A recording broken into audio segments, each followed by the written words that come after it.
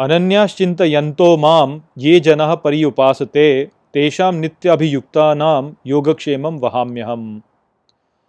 Hello friends. Friends, this is the 22nd shlok of the 9th chapter of Bhagavad Gita, and today we will understand this shlok in detail. So let's first go over its meaning. So the shlok says, Ananyashchintayanto mam, which means only think of me. Ye janah paryupasate, which means those people who worship me completely. Tesham nityabhiyuktanam, arthat to move them constantly towards joining Yogakshemam Vahamyaham, which means I bear the Yogakshema. So, this actually is one of the most beautiful shloks of Bhagavad Gita. It's one of my favorite ones. And if you were to understand this shlok, then all your worries in this life will be gone.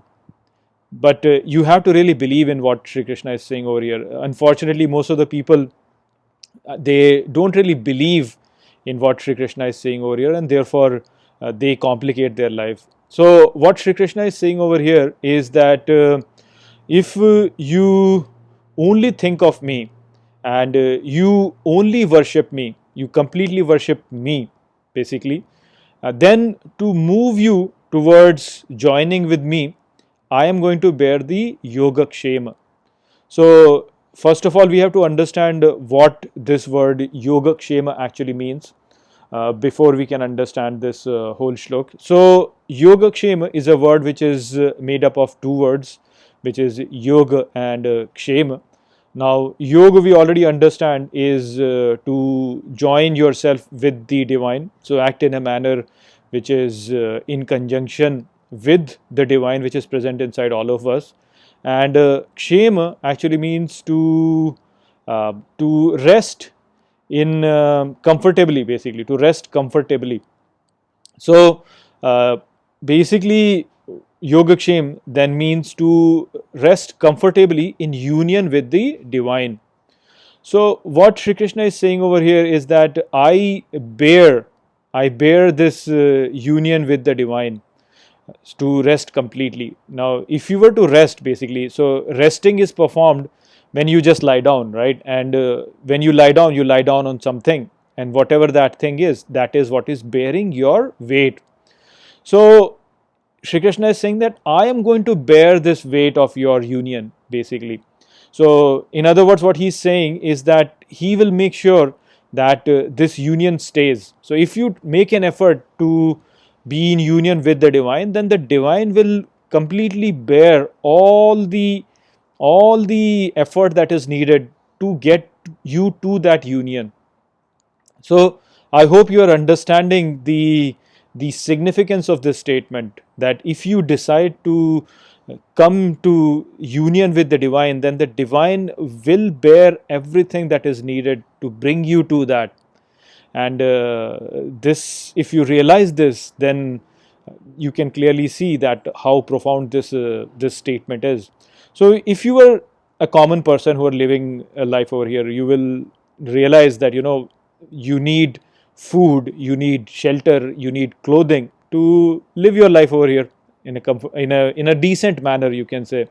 Now these things are not really free. Food is not free, shelter is not free, the clothing is not free. So you have to make an effort to get these things in itself. And so a person can really say that if I were to try to be in union with the divine, then I will not be able to work on these things, and I'll not be able to arrange for these things.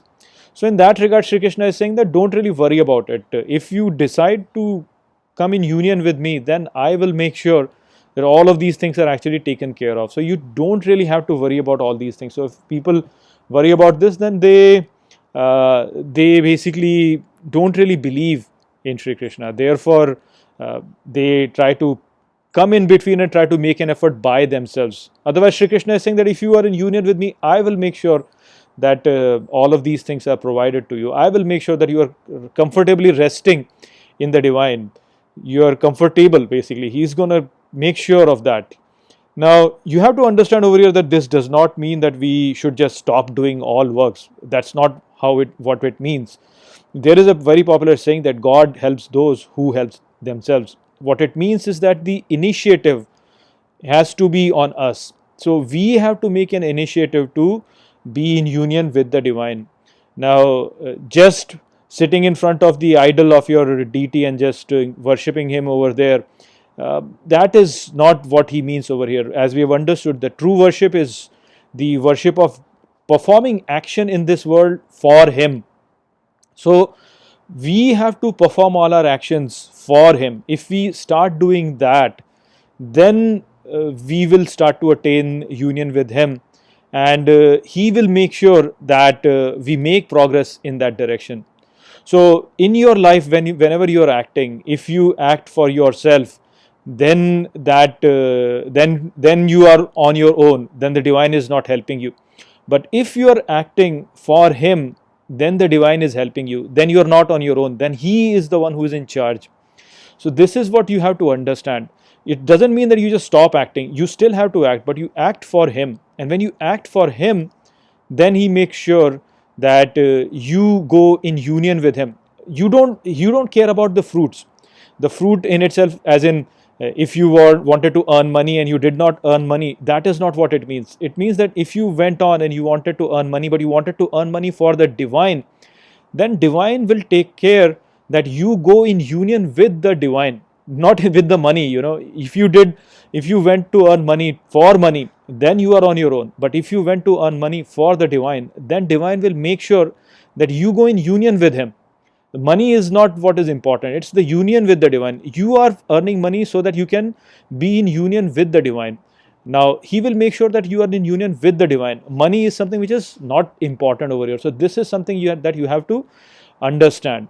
All your actions should be for the divine, and if you were to do that, then he will make sure that you go in union with him. So if you want to take up a job wherein your success is 100% guaranteed, then that job is to strive towards union with the divine. If you make that effort, then it's 100% given, more than 100% given. It's for sure that he will then make it easier for you to be in union with him. He will make sure that you go in union with him. He will never disappoint you.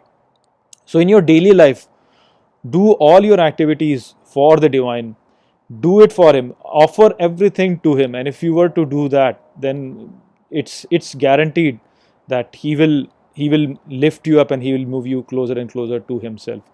The problem is that we don't really believe in this thing. We don't have the confidence in that, but you should develop that confidence. And if you were to develop that confidence in Sri Krishna, he is never going to disappoint you. So do all your deeds for him, and be completely worryless. He will take care of everything. So that is the message of this shlok. It's very beautiful, and it's one of my favorite shloks of Bhagavad Gita. So I hope that I have explained this shlok well to you. With that, I'll close this video. I will see you all in the next video. Take care.